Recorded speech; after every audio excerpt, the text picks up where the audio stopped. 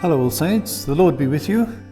Well, we're progressing our way through Lent, and one of the main things that we often talk about in Lent is denying ourselves, but it's maybe quite helpful to deny ourselves some things, and perhaps some of them should become permanent denials. Too much chocolate, too much whatever. But Jesus has given us a much deeper foundation for this kind of denial. In Matthew 16, he says, "Whoever wants to be my disciple must deny themselves and take up their cross daily and follow me." Now Jesus says, if you want to be my disciple, you must deny yourself. That full stop. He doesn't say you should deny yourself something, deny yourself chocolate or whatever. He's talking about denying ourselves, disowning ourselves.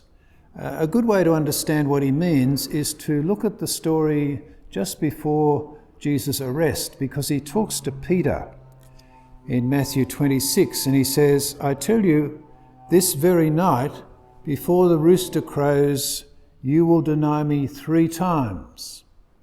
And then, as you know the story, Jesus is arrested, taken to the high priest's house, and a number of people speak to him.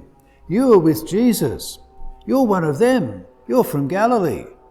And he denies it. "I don't know the man," he says. That really is the way to understand what it means to deny oneself. I don't know the man. I don't know the woman. I don't know the person who claims to have authority in my life as myself anymore. When it comes to whose will, whose way I will follow,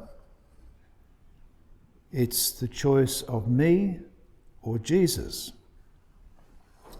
Denying myself is denying myself the right to rule my own life in favour of Jesus being the one who rules my life. It's related to taking up the cross. There's only one reason anyone would ever carry a cross in Jesus' day, and that was to be killed on it. Denying ourselves is another way of saying that we recognise that our life came to an end on the cross when Jesus died our death for us. Paul says it in 2 Corinthians, "One died for all, and therefore all died. And he died for all, so that those who live should live no longer for themselves, but for him who for their sake was raised again." Paul says it slightly differently in Galatians chapter 2. Denying oneself is recognising that I've put myself to death in the death of Christ, and the life I live now is not my life. It's Christ living his life in me. Let me read this little bit from Galatians 2:20.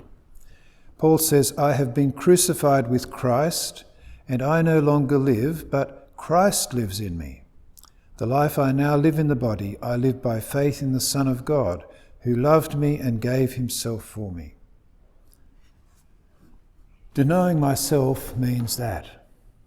Giving up my life, acknowledging, recognising that I have already given up my life, and it is Christ's life who's being lived in me. It's the day-by-day recognition that I died, and the new life I have is Christ's life. I say no to my own rule of my life and yes to the rule of Jesus.